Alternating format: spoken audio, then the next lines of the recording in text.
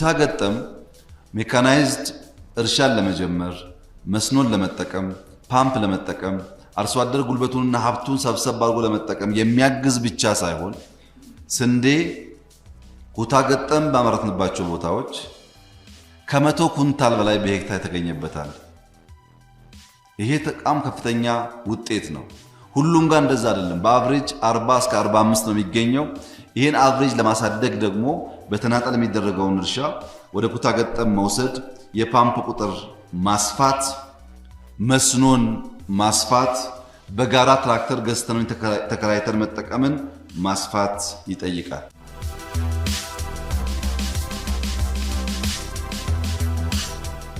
ስንዴ ከእንግዲህ በኋላ ኢትዮጵያ ኢምፖርት አታደርግም፣ ከውጭ አታስገባም የሚለው ራዕይ ለብዙዎች በቀላሉ የሚቀበሉትና የሚዋጥላቸው አልነበረም።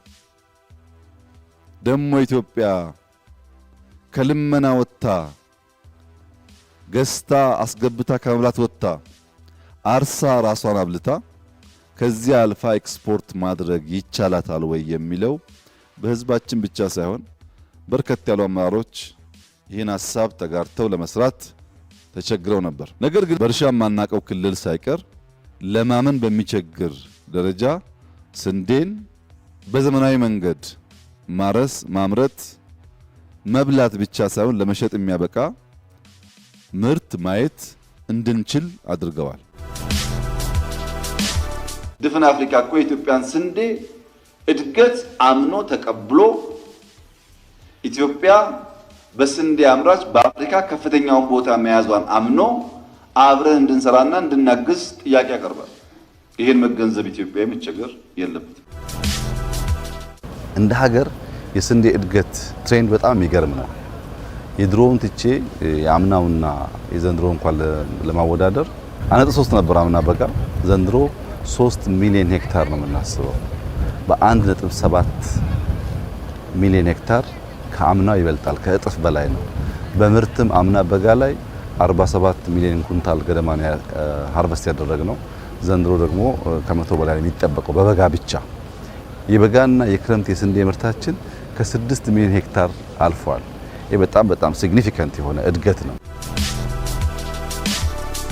እናርሳለን፣ እናወጣለን፣ በኢንዱስትሪ ፕሮሰስ እናደርጋለን፣ እንበላለን፣ እንሸጣለን፣ ይቀጥላል ማለት ነው።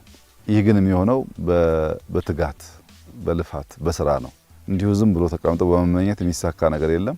መልፋት ይጠይቃል፣ መድከም ይጠይቃል። በሮጥንና በደከምን ቁጥር ፈጣሪም እየረዳን ነገሮች ይከናወናሉና በበልግ የጀመርነው ውጤት በክረምት በምናስበው ልክ ከደገምን ያው ኢትዮጵያ እንደምታስበው የዳቦ ቅርጫት ሀገር ትሆናለች ማለት ነው። በጣም የሚያስደንቀው የዛሬ 3-4 ዓመት እዚህ አካባቢ ወደ 1.1 ሚሊዮን የሚጠጋ ህዝብ በሴፍቲ ኔት ይኖር ነበር። አሁን 74% ነፃ ወጥቷል። የቀረውን 26% በሚቀጥሉት ማክሲመም 2 ዓመታት ነፃ እናውጣ ብለው እየሰሩ ነው ያሉት እና ከተረጂነት ወጥተን የኛኑ ሀብት ተጠቅመን ራሳችን መመገብ የምንችልበት ጅማሮ ስራ በጣም ፍሬ እያፈራ ካለባቸው አካባቢዎች አንዱ ምስራቅ ሐረርጌ ነው።